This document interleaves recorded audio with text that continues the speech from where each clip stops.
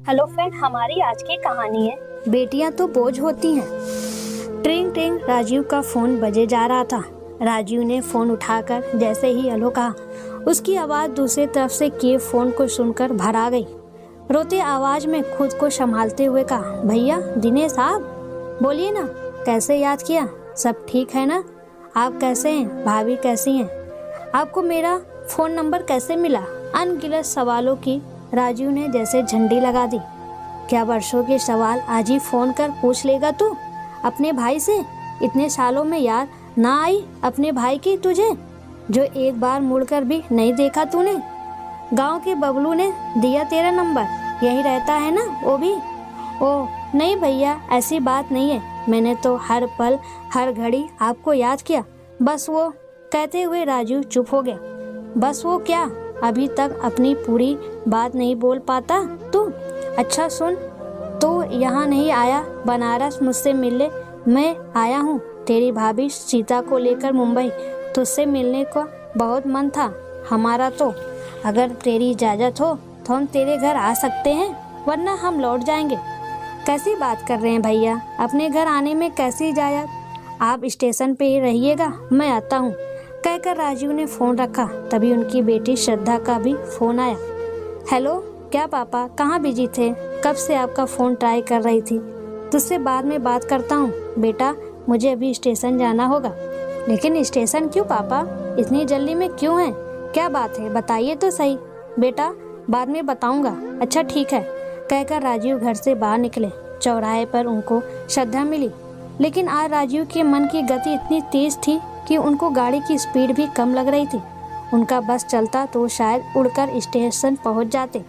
श्रद्धा अपने पापा के चेहरे पर घबराहट वाली खुशी के भाव देख रही थी। स्टेशन पर पहुंचते राजीव की नज़र अपने भाई भाभी को ढूंढने लगी। राजीव अपने फ़ोन से फ़ोन किए जा रहे थे, लेकिन फ़ोन नहीं उठ रहा था। चारों तरफ भागते दौड़ते राजीव को देख श्रद्धा परेशान हो रही थी। वो जैसे ही तेज से दौड़ी, पापा रुको, बताओ तो सही, किससे मिलना है? कहते हुए रोकने के लिए तभी वो एक आदमी से टकरा गई और उस आदमी का फोन नीचे गिर गया। श्रद्धा फोन के सभी पार्ट्स को उठाकर उनको पकड़ाते हुए बोली, अंकल जी माफ करना, मैं थोड़ा जल्दी में थी।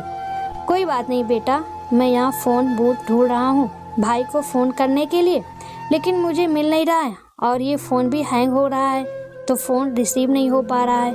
मैं यहाँ पहली बार आया हूँ, इसलिए मुझे कुछ पता नहीं। तभी पीछे से राजीव ने आवाज़ दी, भैया, और अपने भाई के चरण छूने गए तो दिनेश ने राजीव का हाथ पकड़कर कसकर अपने गले से लगा लिया। देखकर ऐसे लगा ही नहीं कि इनके बीच कभी कोई गिला शिकवा भी था।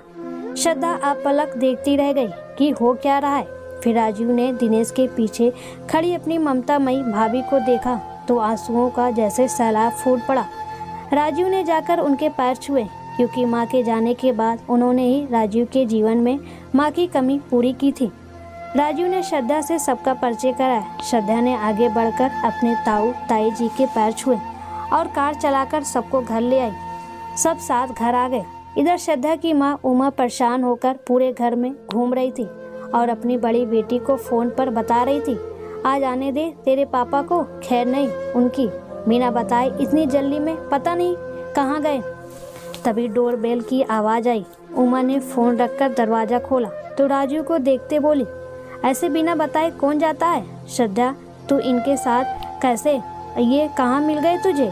अपने पापा को समझा दे कि आगे से ये सब मैं बर्दाश्त नहीं करूँगी, समझी? कहते हुए वो जैसे ही उनकी निगाहें पीछे खड़े दिनेश और सीता जी पर गई, वो उनको आश्चर्यचकित हो देखती रह गई। जेठ जी जवानी में व्यवहारहीन थे, लेकिन जेठानी शुरू से उमा की जिंदगी में बड़ी बहन की तरह रही। आज भी दोनों देवरानी जेठानी वैसे ही मिली। सीता के पांव छूने को जैसे ही उमा ने हाथ बढ़ाए, सीता ने उसे गले से लगा लिया। लेकिन उमा अपने जेठ से नाराज तो थी, क्योंकि जिंदगी के कुछ घाव ऐसे होते हैं जो कभी नहीं भरते। राजीव के दो बेटियां श्रद्धा और खुशी और दिनेश जी के सिर्फ दो बेटे ही थे। सब बातचीत कर रहे थे और इधर उमा के पुराने घाव जैसे हरे हो गए हो। वो चाह कर भी मुस्कुरा नहीं पा रही थी। सब कुछ अच्छे से चल रहा था, लेकिन सबके मन में अपनी अपनी बातें थी जो बाहर आनी अभी बाकी थी। श्रद्धा को देखकर दिनेश की नजरें पछतावे और आत्मग्लानि से भर जाती। एक दिन दिनेश ने दबी आवाज में पूछा, खुशी नहीं दिख रही? आज आएगी भाई साहब। शनिवार रविवार उसकी ऑफिस से छुट्टी होती है। शादी हो गई तो उसकी पारिवारिक जिम्मेदारियां भी है। इसी शहर में है तो समय मिलते कभी भी आ जाती है। दोपहर में खुशी अपने सास ससुर पति और बेटे के साथ घर आई। सब मिलजुल कर हंसी खुशी बात कर वापस चले गए। लेकिन इस सब के बीच एक बात जो दिनेश देखते रह जाते कि राजीव की दोनों बेटियों में पूरा घर संभाल रखा था और साये की तरह राजीव के साथ लगी रहती। पूरे घर में प्यार खुशी और चहल पहल बनी रहती। 2 दिन बाद दिनेश ने कहा, अब मैं वापस जाऊंगा राजू। लेकिन इतनी जल्दी क्यों? अभी तो आप आए हैं। कोई गलती हो गई क्या हमसे? अरे नहीं पगले, गलती तो मुझसे हुई थी बरसों पहले, जिसकी सजा मैं अब काट रहा हूँ। मैं तो तुझसे और उमा से अपने किए की माफ़ी मांगने आया था, ताकि मरने से पहले कुछ पाप कम हो जाए।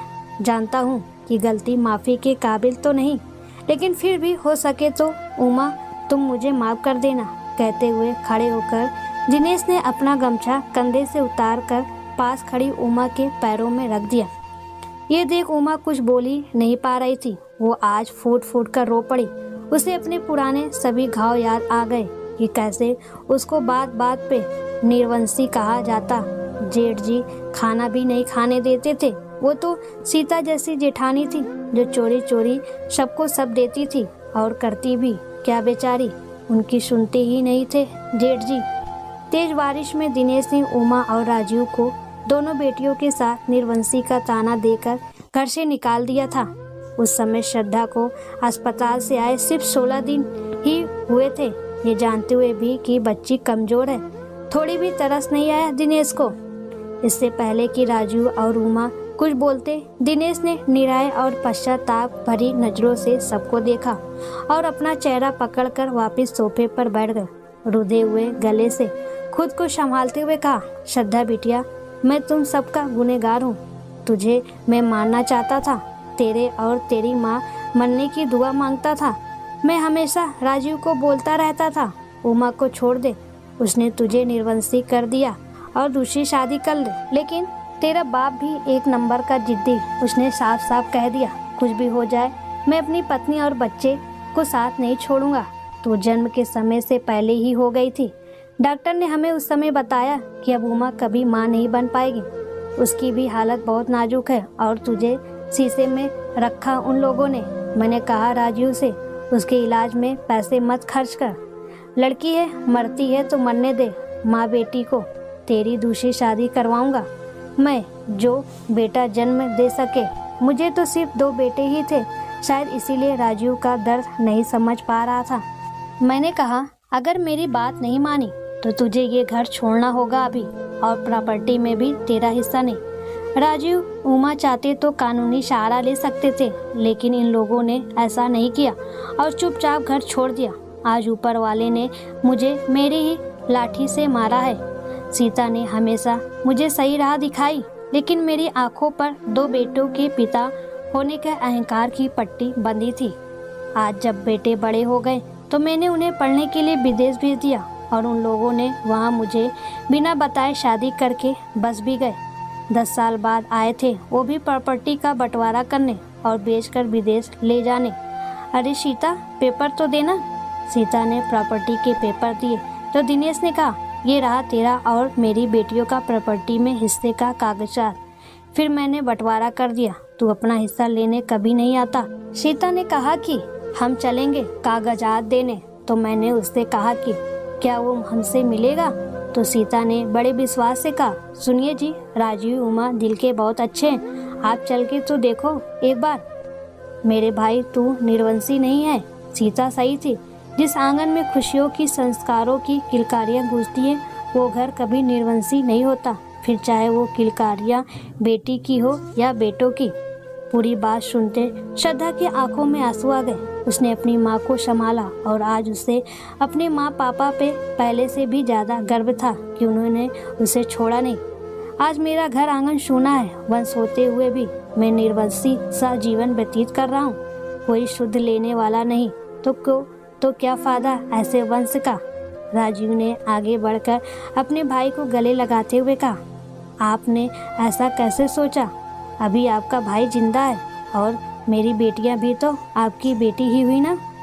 दोस्तों, कहानी का सार सिर्फ इतना है कि बच्चे के जन्म के समय ही यह तय न कर लें कि बेटा है तो सहारा बनेगा, बेटी है तो बोझ है। ये पूर्णतः आपकी परवरिश, आसपास का परिवेश और संस्कारों पर निर्भर करता है। जो बच्चा अपने बुजुर्ग